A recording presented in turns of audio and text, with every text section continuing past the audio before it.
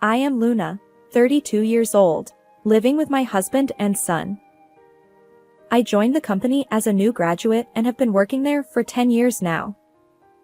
When I gave birth, I took maternity leave, but I returned to work immediately after my son turned 1, and I continue to work vigorously in a sales position.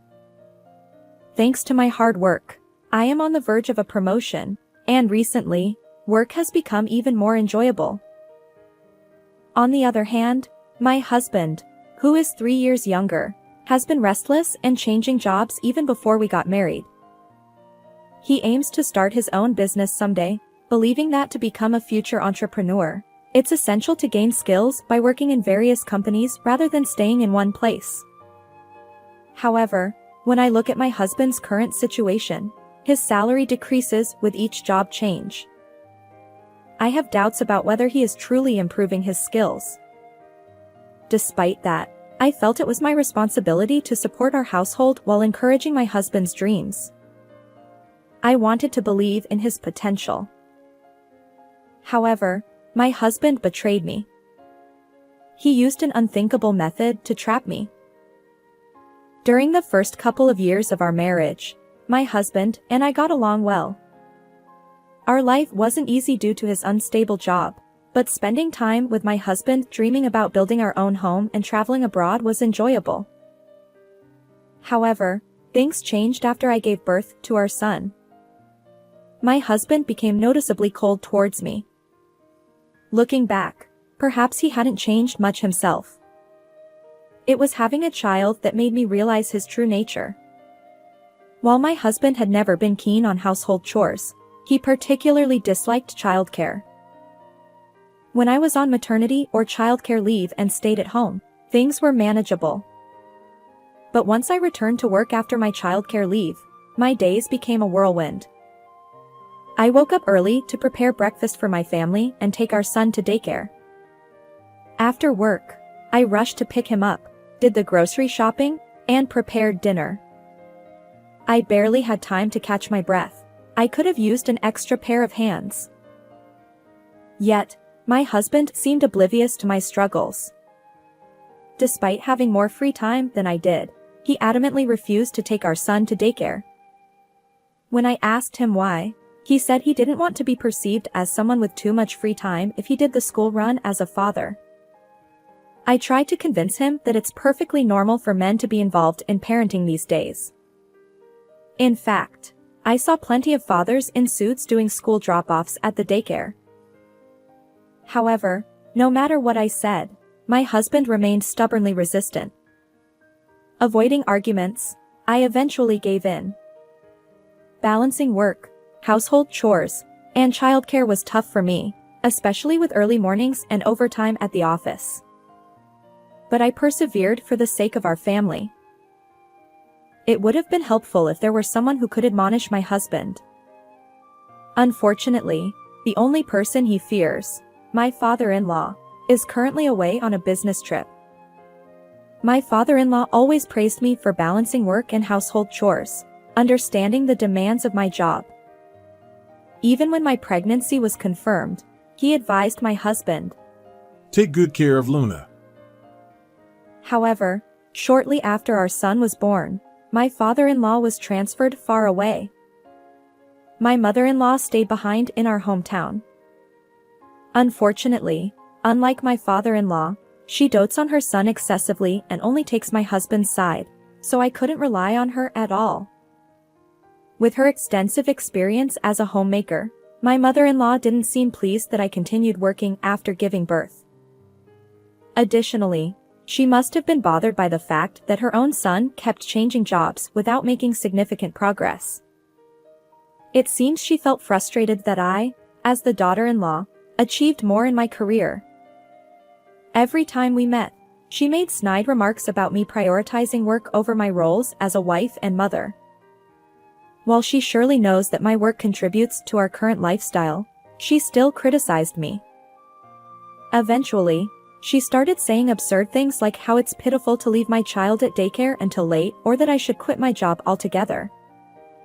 Perhaps my mother-in-law's idle time during my father-in-law's business trips fueled her behavior.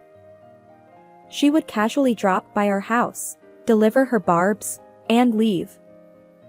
Although I felt unfairly blamed, I resigned myself to the fact that some people with outdated views might never understand.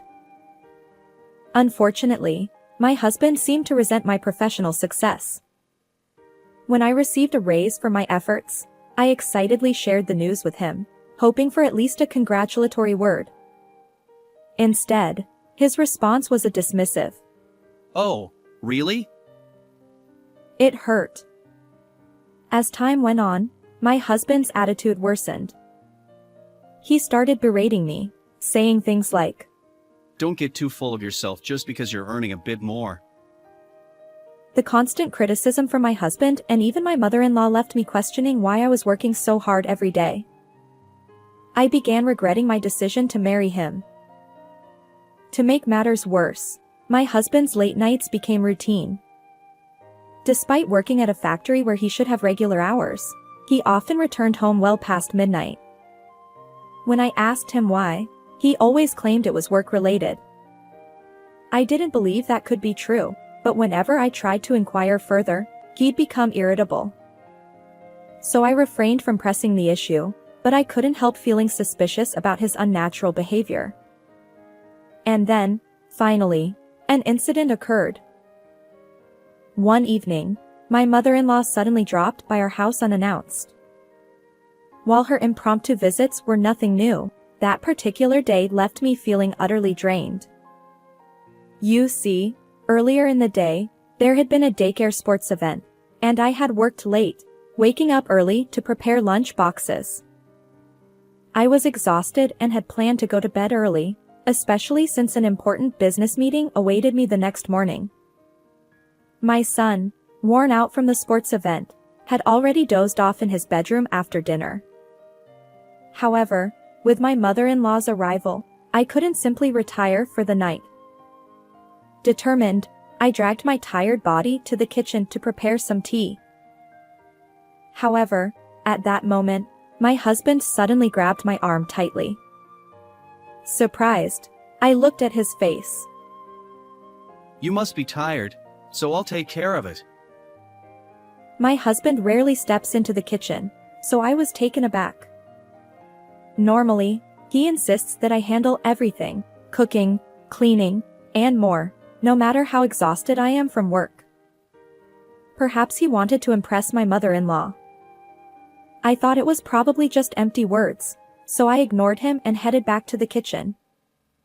But my husband wouldn't let go of my arm. This time, with a stern tone. Just sit down and rest. He forcibly seated me on the sofa. I felt trapped. If I allowed my husband to make tea for me, I knew my mother-in-law would have something to say. Surely, she'd criticize me for being a demanding wife. However, to my surprise, even my mother-in-law chimed in. Luna, it's okay to sit. She gently held me down and smiled. While I conversed with my mother-in-law, my husband went into the kitchen and started brewing tea. Something is amiss. There's no way both of them suddenly had a change of heart. What's going on today? As I pondered my suspicions, my husband approached with a teacup on a tray. Well, have some tea. He placed the cup in front of me, smiling. I thanked him while keeping a close eye on his behavior. It seemed my husband kept glancing at me. Even my mother-in-law appeared more restless than usual. Definitely strange. I lowered my gaze to the tea my husband had brewed. Ah, I see now. He must be up to something. Yes, there had to be a reason behind their unnatural kindness. I wasn't about to fall into their trap. No more mercy. I was ready. I lifted the teacup but paused just before taking a sip. By the way, didn't we have some tea snacks in the fridge? Let's offer them to Mom, I said, facing my husband. Normally, my husband wouldn't bother serving tea snacks to guests. But today, after telling me to rest, he had no choice but to comply. Initially bewildered, he eventually conceded. Oh, right. He headed back to the kitchen to fetch the treats. My mother-in-law followed suit, saying, Oh dear. Thanks. I seized the opportunity. As my husband returned with the tea snacks, I finally took a sip from the teacup. My mother-in-law, sitting next to me, also began sipping her tea. We engaged in light conversation for a while, showing my son's sports day videos to my mother-in-law. However, both my husband and mother-in-law continued to stare at me unnaturally. Despite feeling their sharp gazes, I calmly finished my tea. Observing my composure, my husband tilted his head in confusion. Just when I thought everything would proceed without incident, a sudden change occurred. My mother-in-law's complexion darkened, and she furrowed her brow. Then, she clutched her stomach and rushed out of the living room with surprising speed. Her destination? The bathroom, of course. I had suspected something was amiss, and now it seemed my intuition was correct. Glancing at my husband, his eyes remain wide open, and he looks utterly bewildered. Then, in an instant, he shoots me a piercing glare and hurries to follow my mother-in-law. As he pounds on the bathroom door, he calls out, Mom, are you okay? From inside the bathroom, my mother-in-law emitted pained groans, though I couldn't quite make out her words. Well, I could imagine the situation fairly well. A few minutes later, my husband returned to the living room, leaving my mother-in-law in the bathroom. His face had turned pale, and he nervously bit his lip. I addressed him. You know, it seems you put something quite suspicious in my tea. His eyes widened, and he exclaimed, So it was you after all. I chuckled and replied, No. It was you, wasn't it? Since the tea you served me seemed incredibly dubious, I discreetly swapped it with your mom's. My husband spat out. You're a terrible wife. Suspecting me. I couldn't help but burst into laughter. Well, who's worse, really? I retorted. You probably spiked it with laxatives or something. The strange powder clinging to the rim and inside of the teacup gave it away. Indeed, there was a faint white powdery substance on the cup. If my husband were someone who regularly brewed tea, I might not have been suspicious. But he never did any household chores, and my mother-in-law believed it was only natural to boss me around. The fact that both of them went out of their way to make me rest was highly unlikely. So, I had been carefully observing my husband's actions and the tea he served. My husband's ill-conceived plot was exposed, and he confessed everything. However, the motive behind his attempt to spike my drink with a laxative was so trivial that it left me utterly bewildered. Apparently, upon learning that I had an important business meeting the next day, he conspired with my mother-in-law to sabotage my work. If their plan had succeeded, I would have either canceled the meeting due to illness or found myself repeatedly rushing to the bathroom during negotiations with our client. Such a situation could have negatively impacted my professional reputation at the company. Yet, tampering with someone's beverage is undeniably a criminal act. Why would both my husband and mother-in-law go to such lengths to undermine me? I find their actions pitiable. After being completely exposed and defiant, my husband glared at me. If anything happens to Mom, I'll demand compensation. But I retorted. What are you talking about? You're the one who should pay compensation. I chuckled and added, I know you've been cheating all along. His expression froze in an instant. Despite having plenty of free time, he always claimed to be busy with work, returning home late. Even on his days off, he'd go out alone, leaving almost no time for family. When he was home, he'd be glued to his smartphone. Suspicious of his infidelity, I hired a private investigator to track his actions. The results were as expected. My husband had been deceiving me.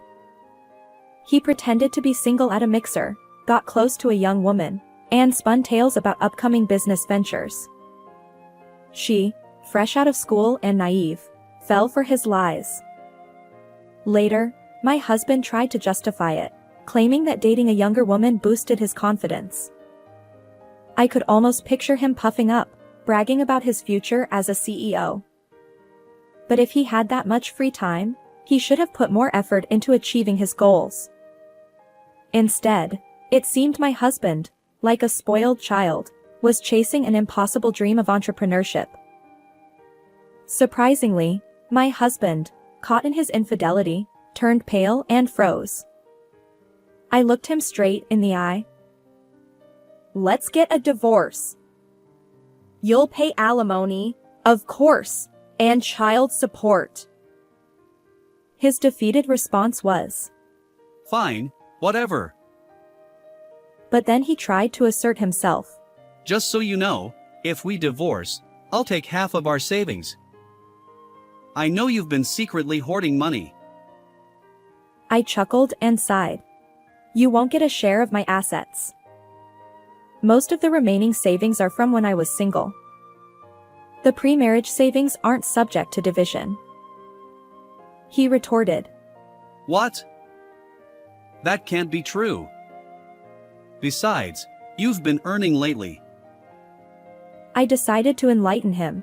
The recent earnings have mostly gone toward living expenses since you contribute very little. His face fell. Then I added, "By the way, every piece of furniture and every appliance in this house was bought with my money. So don't even think about taking them when you leave.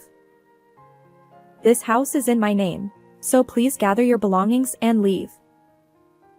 As my mother-in-law emerged from the bathroom looking defeated, I told her, "I'll be informing your husband about this." She pleaded, Please. Don't tell him. but I didn't hesitate. I contacted my father-in-law.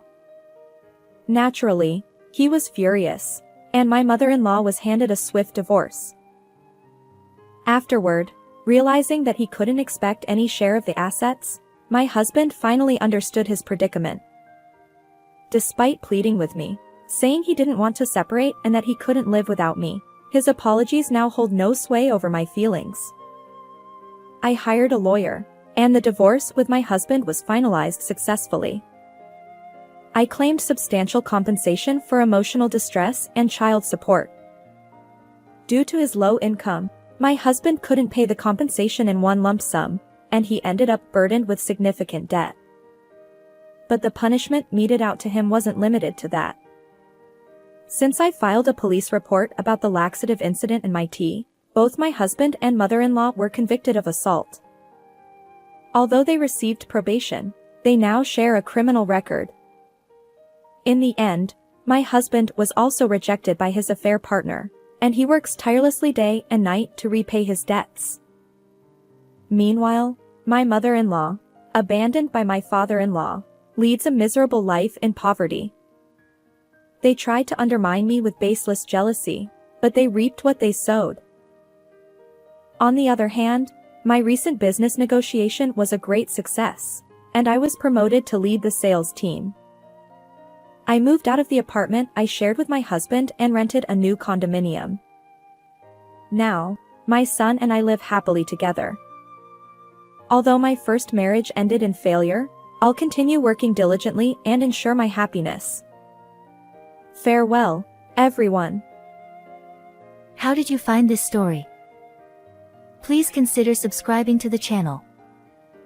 Until next time, take care.